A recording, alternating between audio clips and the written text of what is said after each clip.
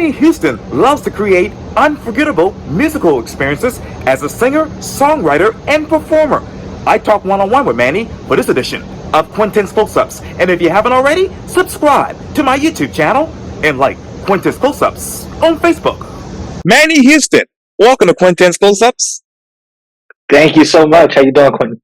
Oh, I'm doing great. You know, you, Manny, are a multi-talented musician, a performer, and a songwriter with a passion for creating unforgettable music experiences in the hip-hop world and, of course, other genres as well. As we sit here right now, Mr. Manny, let me ask you, what would be the title of the album to describe your life right now? My life right now? Moving on up. Where are you moving on up musically? Right now, I'm moving up. I'm actually sitting at this piano because I'm getting ready to send in some pieces for a potential associate music conductor position. So right now, I'm moving up to musical theater conducting positions. And hopefully in the Broadway realm. I don't usually get a chance to work in that arena. I'm usually on stage. So excited to try and put my hand into this pot. Wow. So what got you from obviously hip hop and obviously rap to now being on the Broadway realm? All of it seems very connected in my opinion. Once you start talking about rap and first off, I've always done musical theater. I've done musical theater since I was 12 years old. But I've also always rapped. And when you start talking about both of them, it's all storytelling, right? And so for me, it's always made sense that hip hop and musical theater kind of combine. It's also already a sort of theater that you have to have, theatricality, I should say, that you have to have when it comes to hip hop. Because if you're not able to put on this persona in regards to whoever you might be in the hip hop world, most people don't necessarily care. You can't just be some boring person. You have to have a story, something about you that makes people interested. You know what I mean? And then musical theater, you just get to expand on it and really tell that story full out in one, 2-hour session or whatever. Yeah, man. So yes, that's where. Oh no worries at all. But let me ask you this, Mr. Manny: how have you extended your persona with this experience? Oh, so many ways, man. I personally thought that when I first started doing musical theater professionally, I thought that I was going to be on stage completely. And then the pandemic hit, and when the pandemic hit, I realized that it can't just be on stage, obviously. So I've been able to figure out how to combine musical theater and rap for my life, either through small pieces that I made for social media, a short film that I wrote called, or I shouldn't say that I wrote, that I produced called Young Black Peter Pan. I did do all the music for it, but I acted in it and I did the music for it. And it was a musical theatrical piece that I put together for film. I have a couple of other projects coming together. I even just did a Stevie Wonder tribute show that was theater and live music combined, and hip hop and dance and poetry. So it has allowed me to see glimpses of what else can be outside of just being on a stage in New York or in some other regional theater.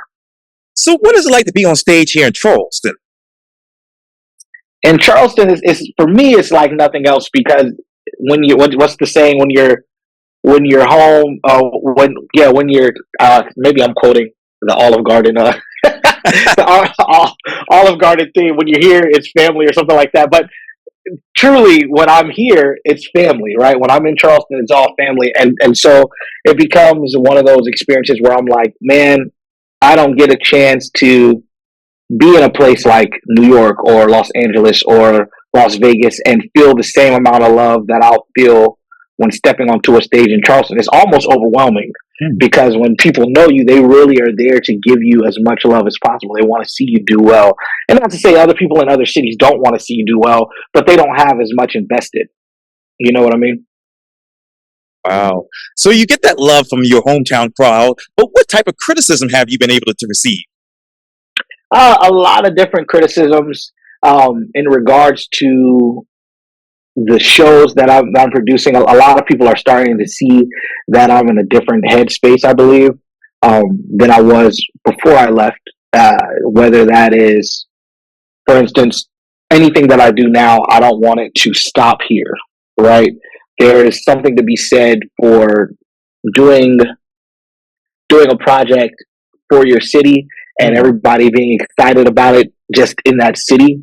But because I've been able to see other people take projects on the road, or I've seen other people win awards now, like nationally acclaimed awards, etc., my thought process is anytime I create anything at this point, I need it to be bigger than the right now and right here. I need it to like expand, see how far I can go. I want to build worlds, you know what I mean, that people can live in. Yes, sir. And so that means it has to be past just Charleston, and it has to be past just the day that I do that show or the day that it was created.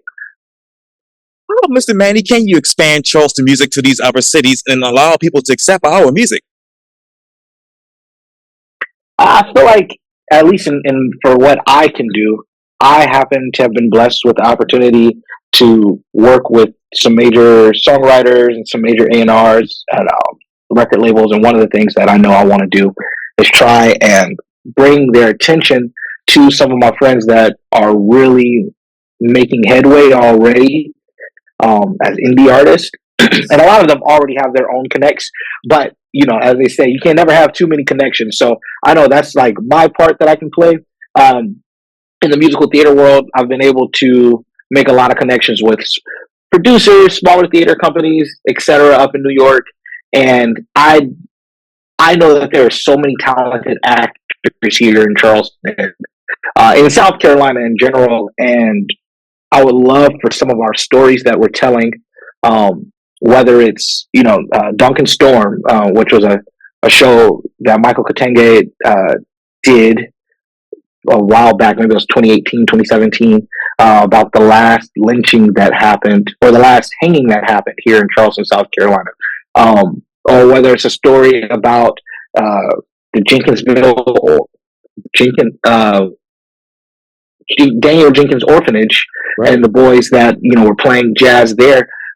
Whatever, I want to make sure that those stories get written about, those stories get told, and then pushed out outside of Charleston in order to make it, seeing that these are like historical situations that have relevance to today's time, number one, but also need to be told because a lot of what happens here in Charleston, I feel like, gets buried in the general culture. Especially when we start talking about Black American culture, not often do you hear the stories about Charleston being mentioned. They'll mention New Orleans first. They'll mention Atlanta and their rap scene. They'll mention, even North Carolina gets mentioned for like tobacco and things like that. But rarely do you hear South Carolina really being mentioned in the story when we start talking about Black culture. So yeah. Mr. Manny, I was thinking about this just a few seconds ago, but what other stories from a musical standpoint needs to be told about Charleston on a global stage? Yeah, definitely the Daniel Jenkins Orphanage story. I want to tell that story very, very badly. I definitely think that the Stono Rebellion is a story that can be told. You look at Hamilton and it has all the makings. That story, the Stoner Rebellion, has all the makings of a hip hop album. Any type of rebellion. Hip hop carries the energy of rebellion in it, anyways. You know what I mean? So I believe that would be amazing to see. One of the other stories that needs to be told is the story of, and I can't remember the name of the highway. Wow, why is her name escaping me right now? She was an educator, Black educator. Septima Park. Yes. We just recently did a play on Septima, and it was well received. I think her life is amazing. She made a lot of headway for Black educators in America and just in general for progress for Black folks. That's a story that needs to be told. She's straight from Charleston. Many stories. But yeah, the Stono Rebellion, Septima P. Clark, Daniel Jenkins Orphanage, Duncan Storm, the young boy that was hanged here in Charleston, the last hanging that happened in Charleston. Telling these stories so that way we can we can truly show people our history, our culture, etc. And what is that culture when it comes to Charleston right now, from your perspective? From my perspective, I'm so first of all, to be completely clear, I'm not originally from Charleston. This is where I've lived most of my adult life, so I consider it home. But I'm from Greenville, South Carolina. My people are from Mount Pleasant area, um, and we're singletons in terms of our ancestry.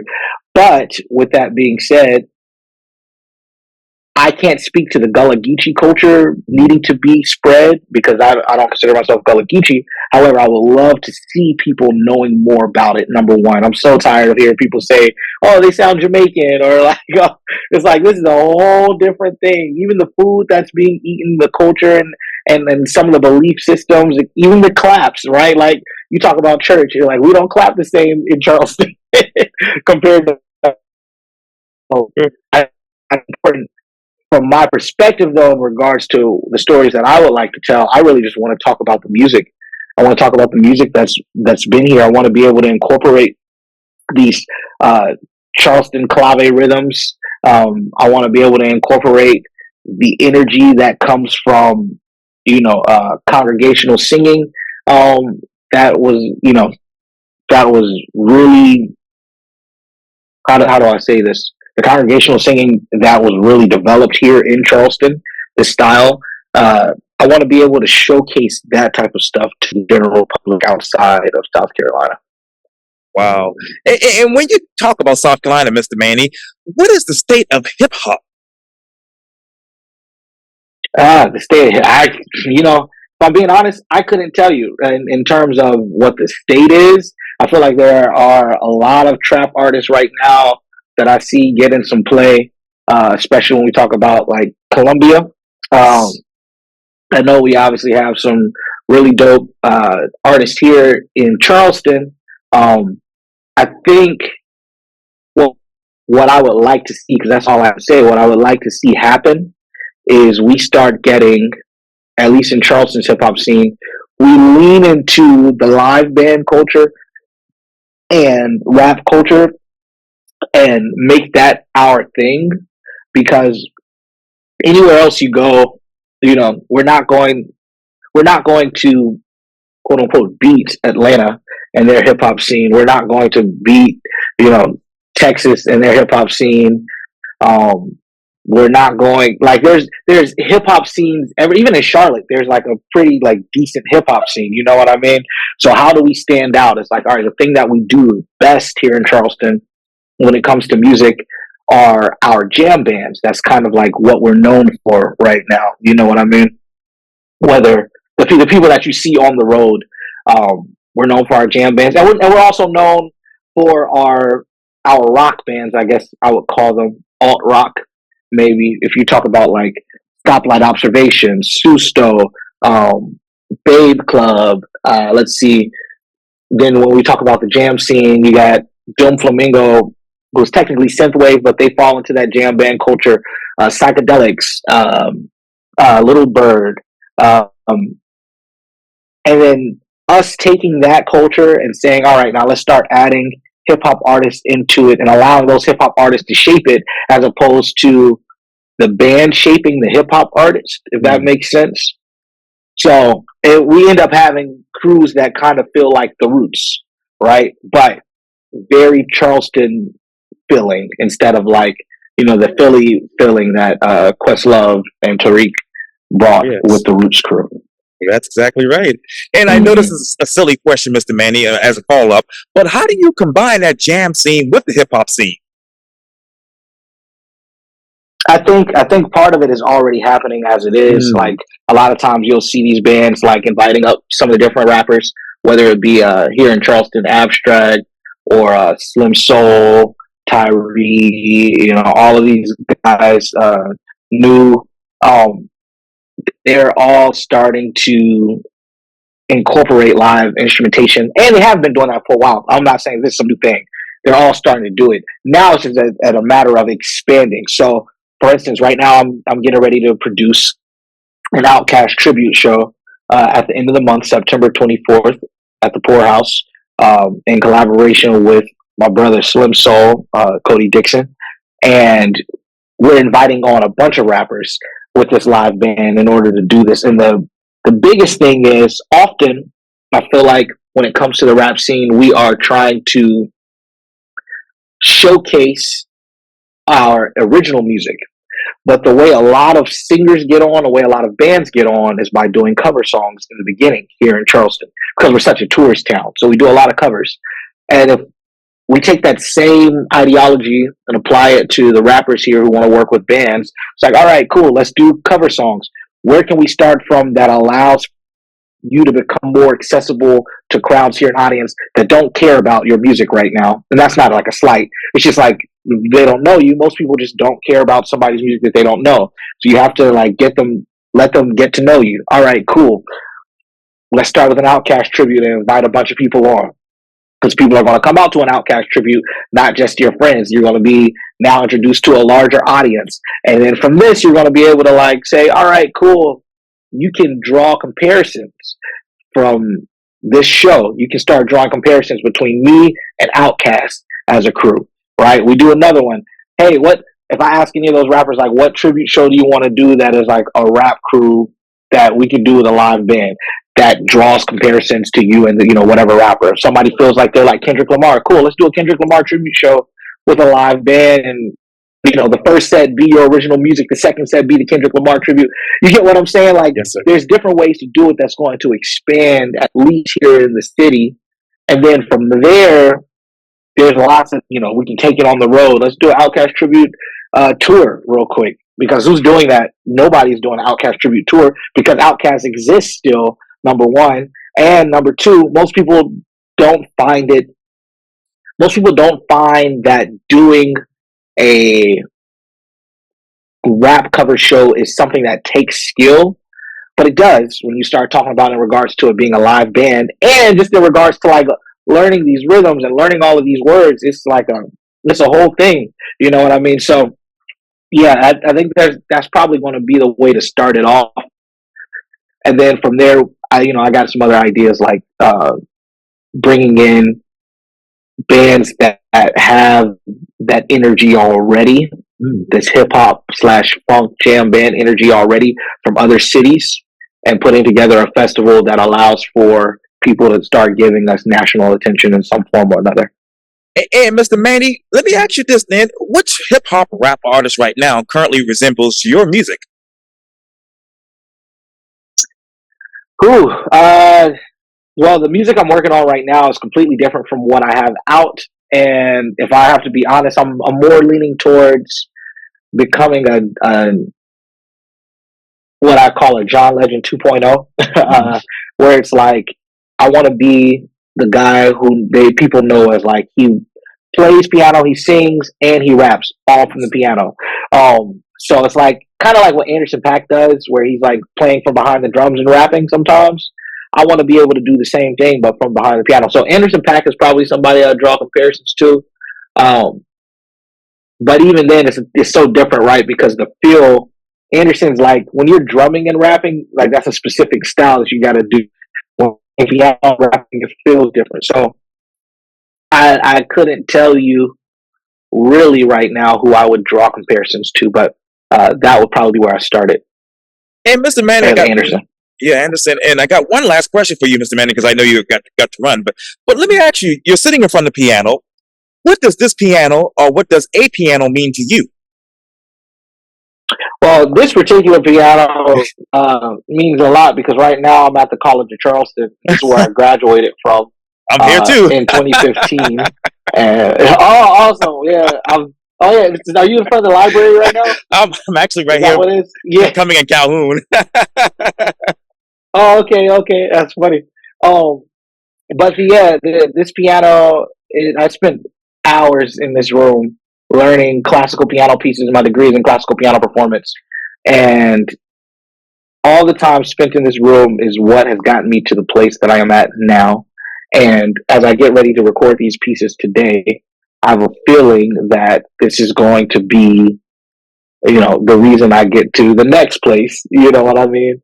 in regards to my career, and so I take a lot of what's the word?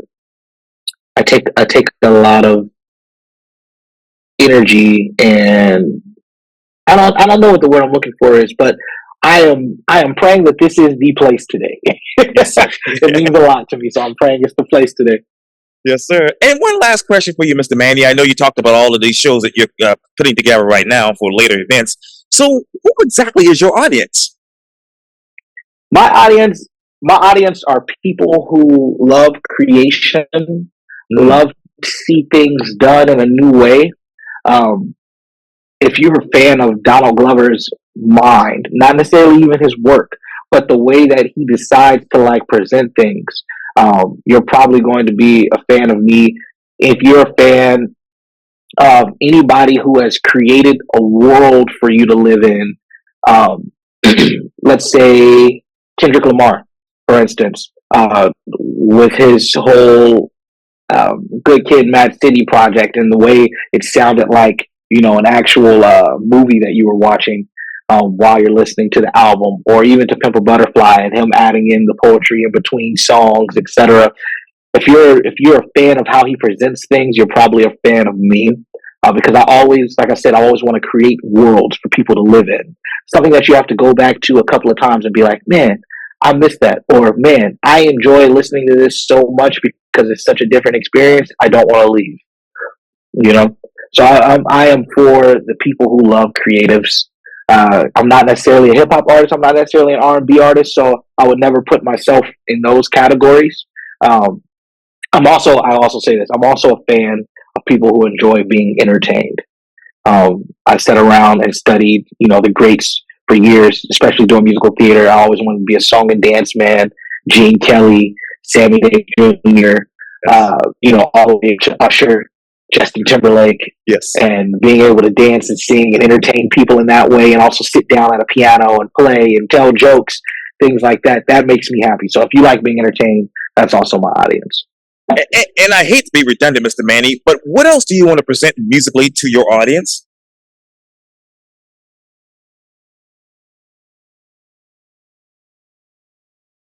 Say that one more time. I lost you. Oh, no worries. And I know I'm being redundant here, Mr. Manny, but what else do you want to present to your audience from a musical standpoint?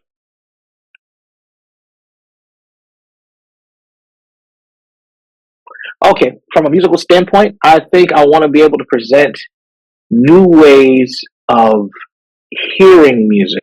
Mm, Um, Same thing also for musical theater, new ways of musical theater being presented to you. I want to do, like, for instance, I want to do a full musical on Instagram Live. But when I say that, I want the medium to really be Instagram Live. So not like you're watching a stage from Instagram Live. I want it to be, this is the camera, the actor is acting to you, and then they can put it down and go do another scene this way, and then you're just watching them. And you know what I mean? I want it to be fully scripted in that way, where it's like you're talking to the audience. Even the reactions are based off of like hearts and like thumbs up, and you can do a choose your story kind of situation throughout the musical, where it's like, hey guys, we're in the middle of this situation. What should I do? And and then the musical. So I wanted, that's a different way of presenting. In regards to albums, I think I want to be able to do like live albums that are art pieces. Um, I don't know exactly what it looks like just yet, but I know I'm slowly figuring it out as I go along. wow, that's amazing. We'll be looking forward to that Instagram live performance.